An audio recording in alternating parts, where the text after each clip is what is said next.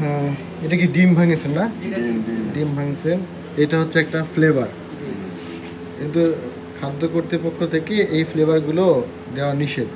মানুষ খাবার ভালো করার জন্য তো অনেক কিছুই দিতে বলে।